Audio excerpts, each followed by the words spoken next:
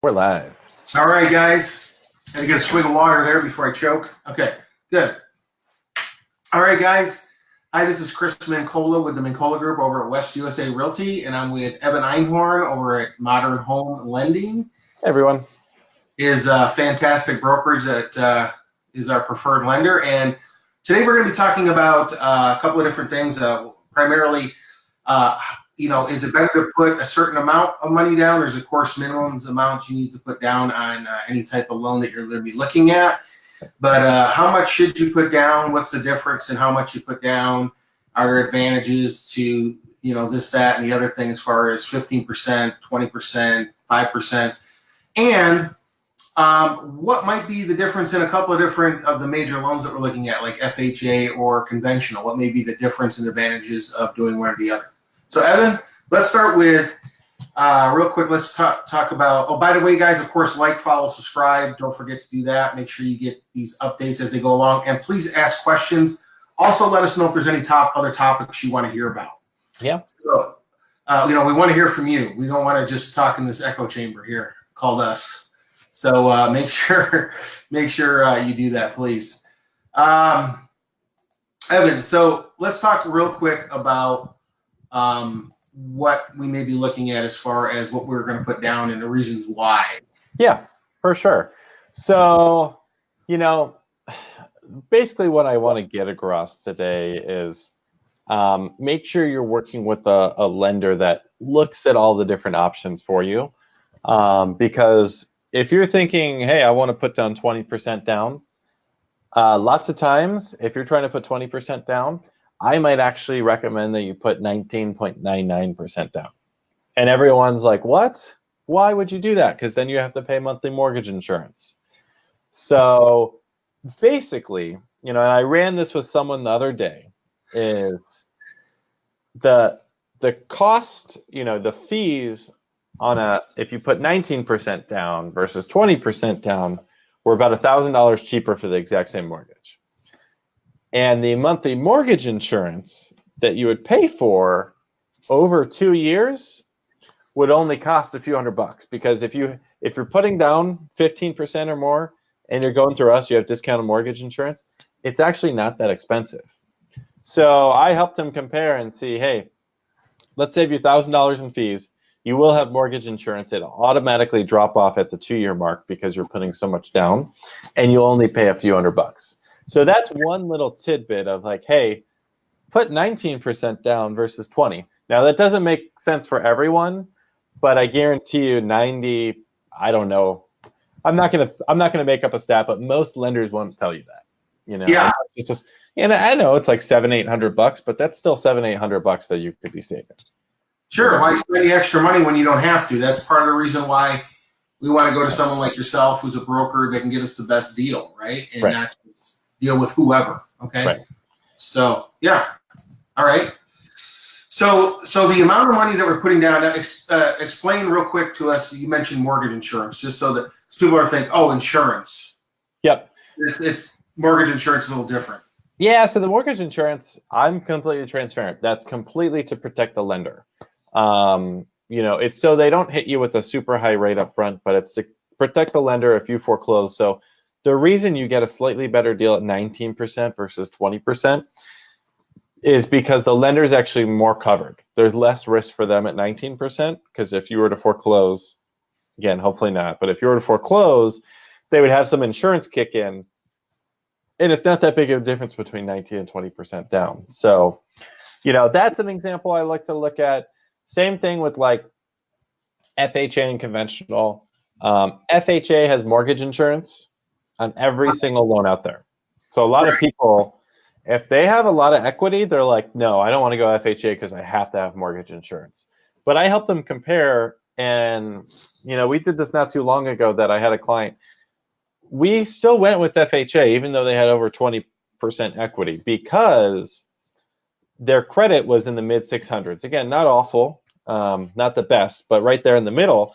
That FHA, we got them a rate in the 3s, versus conventional was a rate around 5%. Again, not live rates, but the fact that you have a rate in the 3s plus mortgage insurance, your payments are still cheaper than they would be if you went conventional and had no mortgage insurance.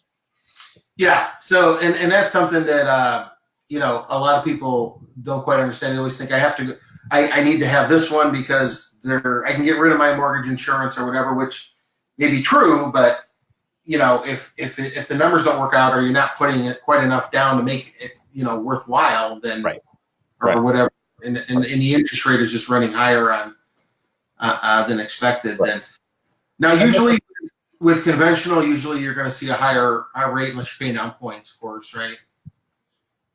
Than FHA typically. Conventional for the same exact credit, yes. Typically, conventional is a slightly higher rate. For someone with good credit score with low down payment, conventional still makes sense. Again, doing the flip scenario, you have good credit, you know, you'll get a slightly higher rate with conventional versus FHA, but your mortgage insurance is so much cheaper and it's not permanent. Right. And then Daniel, I saw you commented there. Same thing. Like if you, you know, if you're looking at a 15-year versus a 30-year, I look at all these options. A 15-year, you're going to get a much better deal on your interest rate. A lot of people go with the 30-year because it's the most affordable, and they can't afford the 15-year payments. But that's something, looking at 19 versus 20% down, looking at FHA versus conventional, looking at a 15-year versus a 30-year, looking at with mortgage insurance, without. These are all different things that, like, I always say, hey, that's what sets me apart, because I'm not just a loan officer, I'm a mortgage advisor. You know, my goal is to help you pick the best option, lay out all the options, but, you know, so that way you can make an educated decision. So awesome. Yeah. Okay. Well, anything else you wanted to talk about on that as far as how much to put down? Of course, there are down payment assistance programs out there. You pay a little bit higher rate, but you're getting thousands of dollars up front, of course. Yeah. And the minimum you'll see, you know, we were talking about, you know, just some examples today, but the minimum on an FHA, 3.5%. Conventional is usually 5%. Some programs are 3%, correct? Yeah, first-time home buyer on conventional is 3%. But fun fact, not a lot of people know this. I don't know if you know this, Chris, so I'm going to quiz you on the spot when we're live. Do you know what you need to be to have a first-time home buyer? Like, how many years can you not own a home? 3 years. Yep, so 3 years. So that's, again, another little thing that a lot of people don't know. If you owned a home 3 years ago, if you owned a home just over 3 years ago, 36 months ago, you're a first-time home buyer. And there's still a couple first-time home buyer programs. For most programs, you actually don't need to be a first-time home buyer. So, like for all our down payment assistance programs, you don't need to be a first-time home buyer. For our rent-to-own, you don't need to be a first-time home buyer. You know, but there are a couple of different programs out there, like putting 3% down on conventional, where that is beneficial. So. Yeah, and I just got to put this out there because it drives me nuts. You know, Evan does free credit counsel. So whether you're buying a house or whatever, he's gonna, you know, at least over the phone or whatever, through email, however you're communicating with him, he's gonna give you a quick idea of what it's gonna take to get to where you need to be in order to qualify. Usually that's a minimum of a 580 credit score unless you're putting a ton of money down. So 580 gets you actually possibly into you know, your down payment assistance, your rent to own. But regular FHA, 3.5% down. Yeah. Yeah, but the biggest thing is, you know, to you know, get into the you know, the qualification. Sometimes you have to do something as simple as getting a secured card, and Evan will recommend one to you that literally I've seen it done takes 2 minutes. And it's $200 for the secured card. However, it's not like it's $200 additional on top of whatever you're buying in life. It's $200 that you can use towards gas, food, whatever, right, Evan? So it's a deposit, yeah. To help to get your credit score up with that additional credit line, correct?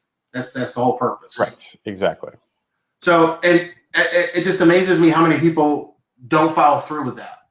So guys, you know, if you have any questions on, you know, the down payments, how to get qualified, you know, what to do, Evan's great because he'll run all these different scenarios about, you know, it'd be better if you put your own money down versus the down payment assistance. If you're going to be able to do it in this time period, you know, maybe the rent to own program's better for you right now because it's going to be, you know, this long before you can buy. all those sorts of scenarios, he's going to be able to run through with you. And then it's really Right. not difficult to follow through with it. Right. And it's going to, think of it this way, it'll help your credit scores overall. But, I don't know, I haven't seen anything yet except maybe drug running where you can make, money faster than in real estate. It's for yourself and your family. So, as far as when you buy your house, that money every month is now going towards, some of it's going towards interest, but some of it's going towards principal. Market keeps going up. Our projection for this year is 4 to 5% or so. The last few years has been running around 7%. Right now, we're in a very balanced market. So the whole Chicken Little sky is falling thing, guys, in our market, it's not going to be a thing. Again, is it going to slow down from 7 to 4 to 5%? Sure. As interest rates and prices go up. But we've got 1 million people projected to move here by 2026. I don't know where they're building that tent city to put them all, so they got to live in some home somewhere.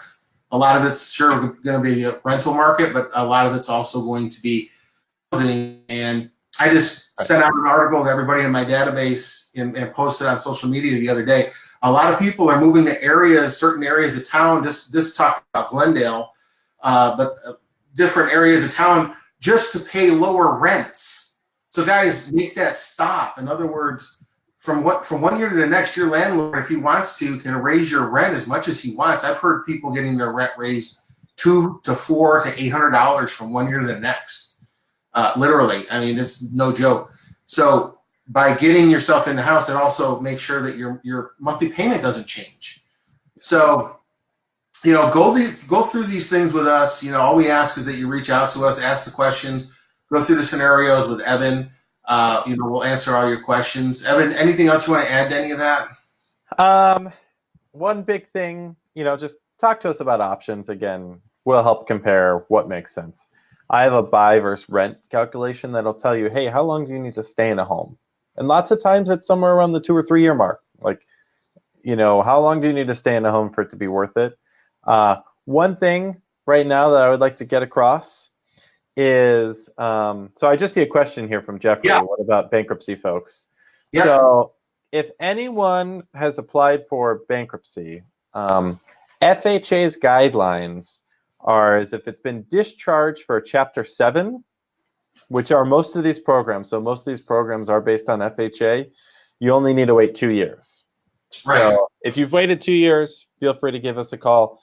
Chapter 13 could even be a year or less if you've made payments on time, but most people I know file Chapter 7, and typically for FHA, that's a 2 year waiting period. So, I like to put this into perspective with people that, we've helped clients, not saying it's necessarily good, but you hear all the time it's so tough to get a mortgage. We've helped clients that, foreclosed just over 3 years ago, had a bankruptcy just over 2 years ago, had a really tough time in their life. They lost a job, they had to foreclose, they had a bankruptcy. They had a 620 credit score, and then they got their entire down payment covered. So to put it in perspective, like it's not that bad, but all it takes is a call. I don't even need to run credit. I'm always happy to talk to you about your situation. But on a quick side note, rates are the lowest they've been in almost a year.